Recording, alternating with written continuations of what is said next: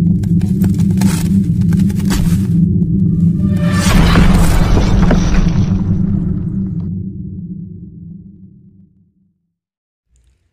ini merupakan lanjutan kisah Dharma Yuddha Garuda saat para dewa meminta bantuan Mahadewa untuk membunuh Mahishasura. Dewa Wisnu berkata, tapi masalahnya malah bertambah dan bukannya mereda. Mahishasura mendapat kabar bahwa Dewa Indra dan dewa-dewa lainnya mengunjungi Kailas secara diam-diam untuk mencari cara agar Mahishasura terbunuh. Itu membuat Mahishasura semakin marah.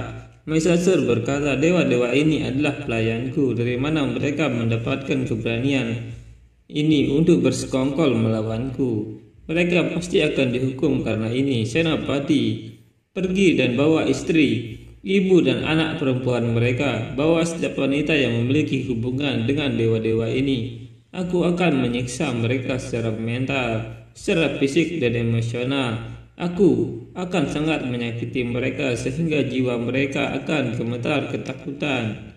Senopati, bawa istri Dewa Indra Saji ke sini lebih dulu. Pergi.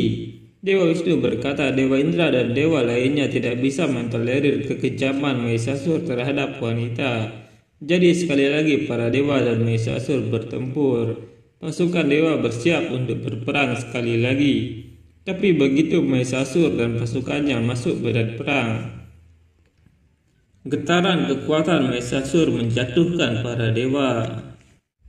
Melihat para dewa terjatuh, Mahishasura tertawa dan berkata, apa yang terjadi? Apakah itu batas keberanian kalian? Pasukan, habisi mereka, hancurkan mereka, sehingga dewa-dewa ini tidak bisa menyerang iblis lagi. Pergi. Pasukan iblis mulai menyerang dan perang terjadi lagi. Melihat para dewa kesulitan, Mahishasura tertawa dan berkata, sekarang akan ada tarian kematian. Para dewa berkata, selamatkan kami Prabu, selamatkan kami Prabu Narayan, bantu kami. Mahishasura berkata, hancurkan mereka, potong mereka. Ganesha menemui Dewa Wisnu dan berkata, lakukan sesuatu paman, sebelum para iblis ini mengakhiri kita semua, lakukan sesuatu. Sejak hari iblis itu lahir, tanda-tanda yang tidak baik mulai muncul di Kailas. Untuk pertama kalinya orang tuaku juga berpisah. Yang benar adalah bahwa semakin cepat Mahishasura meninggal, semuanya akan kembali seimbang. Aku meminta padamu paman. Para dewa berkata, bantu kami. Dewa Wisnu, bantu kami. Tiba-tiba cahaya muncul di medan perang dan Dewa Wisnu tiba di sana. Narayan berpikir, Mahishasura, kamu telah melewati batasmu, akhirmu sudah dekat. Melihat Dewa Wisnu datang, Mahishasura berpikir, selamat datang Dewa Wisnu, seperti dewa-dewa kecil ini kamu juga tidak bisa menyakitiku karena aku abadi. Ganesha berkata, Prabu Narayan sudah turun tangan, Mahishasura pasti akan mati sekarang. Mahishasura berkata, selamat datang Dewa Wisnu, tapi kamu sangat terlambat. Karena kamu di sini sekarang, tunjukkan permainannya kepada kami. Tapi gunakan senjata paling hebat dan kuat, dan ingat bahwa tidak ada senjatamu yang akan berfungsi. Semuanya tidak berguna. Dewa-dewa kecil ini tidak akan pernah bisa mengalahkanku.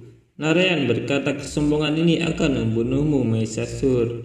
Dewa Wisnu memanggil Trisula dan melemparnya ke arah Mahishasura. Trisula itu menghantam dada Mahishasura dan membuat Mahishasura terjatuh dan tidak sadarkan diri. Melihat itu para dewa merasa senang dan memuji Dewa Wisnu. Ganesha berkata, Mahishasura sudah mati, ibuku akan segera kembali ke Kailas. Tapi tiba-tiba Mahishasura bangkit lagi sambil tertawa dan berkata, tidak ada yang bisa membunuhku, tidak ada yang bisa membunuh Mahishasura. Begitu juga denganmu Dewa Wisnu, bahkan kamu tidak bisa membunuhku. Narayan mengeluarkan cakranya dan Dewa Indra berpikir, cakra Sudarsana adalah senjata paling hebat dalam sejarah. Apakah itu dapat membunuh Mahishasura atau akankah itu gagal? Mahishasura berkata, hei Dewa Wisnu, hari ini kamu akan menyaksikan sesuatu yang belum pernah terjadi sebelumnya. Cakra Sudarsanamu akan jatuh di kakiku dan itulah takdirnya. Narayan berkata, kekuatan yang berlebihan telah menghancurkan pikiranmu. Hanya cakra Sudarsana yang dapat membuatmu menyadari kebodohanmu. Cakra itu terbang ke arah Mahesasur, tapi Mahadewa muncul dan berkata, "Berhenti Narayan, setelah menerima anugerah dari Dewa Brahma, tidak mungkin bagi siapapun untuk membunuh iblis jahat ini. Jika Sudarsana Cakra membunuhnya, maka itu akan menodai anugerah Dewa Brahma." Narayan berkata, "Dia adalah iblis berdosa, iblis yang kejam." Mahadewa berkata, "Dia harus tetap hidup. Aku butuh waktu untuk memahami perbedaannya, Narayan. Tapi begitulah cara alam bekerja. Pendosa ini akan mati di tangan Dewi Parwati. Jangan khawatir. Dewi Parwati telah bersumpah untuk melakukan ini. Untuk memenuhi tujuan ini, dia akan segera kembali. Dia akan segera mengambil bentuk baru." Narayan berkata, "Maka aku menunggu untuk menyaksikan rencananya, Dewa Siwa." Mahadewa dan Dewa Wisnu kemudian pergi dari sana. Melihat itu, Mahesasur tertawa dan berkata, "Bukan hanya Cakra Sudarsana, pemilik Sudarsana Cakra ini dan dewa-dewa kecil ini mencoba yang terbaik, tetapi tidak ada yang bisa membunuhku. Aku adalah penguasa paling kuat dari 3 dunia, Mahesasur." Kakak Sastri berkata, ketika Mahesasur tidak bisa dikalahkan oleh 3 dewa utama, lalu bagaimana seorang wanita bisa mengalahkannya? Istri Sastri berkata, "Dewi Parwati bukanlah wanita biasa, dia juga seorang ibu. Untuk melindungi anak-anaknya, seorang ibu bisa melakukan apa saja."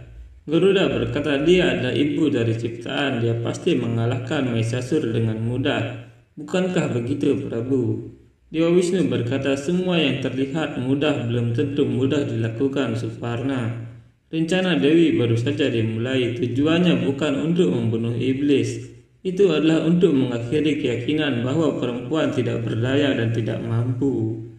Resi Katyayana menjadi bagian dari rencana Dewi. Dia memuja gadis-gadis muda sebagai perwujudan adik sakti. Sudah lama dia menjalani meditasi untuk memiliki anak perempuan. Dewi Parwati muncul di depan Resi Katyayana dan berkata, "Meditasimu berhasil, Resi. Aku terkesan dengan pengabdianmu. Mintalah anugerah dariku." Resi berkata, "Dewi, aku selalu bermimpi memilikimu sebagai putriku dan memanjakanmu sebagai putriku. Dewi, tolong lahirlah di rumahku sebagai putriku.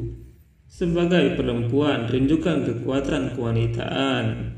Parwati berkata, "Jadilah itu." Sejak saat itu Dewi Parwati menjadi putri Resi Katyayana dan mengambil wujud seorang anak. Dewi berkata, "Salam, Ayah." Resi berkata, "Ibu, aku berterima kasih kepadamu." Dewi berkata, "Ibu, tapi aku putrimu." Resi berkata, "Ya putriku, kamu akan dipanggil Katyayani, putri Resi Katyayana."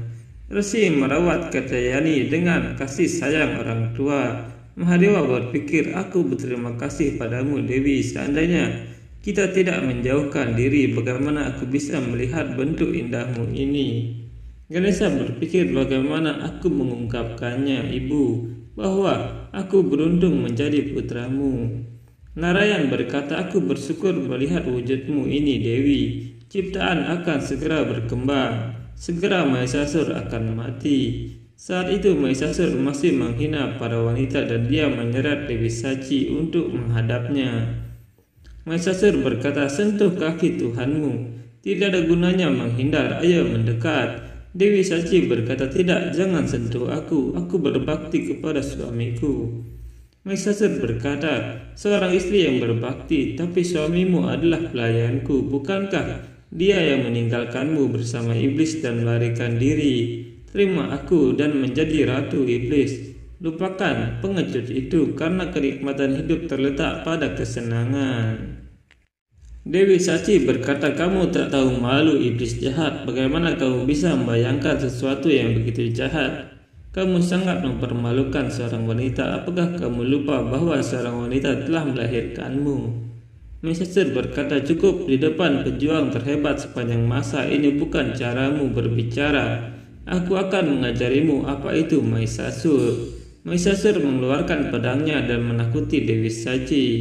Mahesasur berkata, "Apa yang terjadi? Apakah kamu takut? Itulah realita wanita. Kamu banyak bicara dan memberi pelajaran tentang prinsip. Tetapi ketika berbicara tentang kekuatan dan senjata, kamu takut. Seorang wanita rendahan dan tak berdaya, ingatlah bahwa Mahishasur tidak terlalu berbelas kasih, membiarkanmu menolak lamaran menjadi ratu iblis dan memaafkanmu. Sekarang pedang ini akan memandikanmu dengan darah.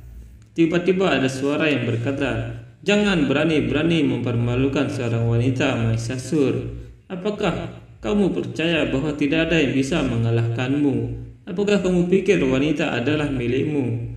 Bodoh, seorang wanita akan menjadi alasan kematianmu. Tidak ada orang yang bisa menyakitimu karena anugerahmu, tapi wanita yang akan membunuhmu sudah lahir. Kematianmu sudah dekat, iblis. Dia sedang berjalan ke arahmu."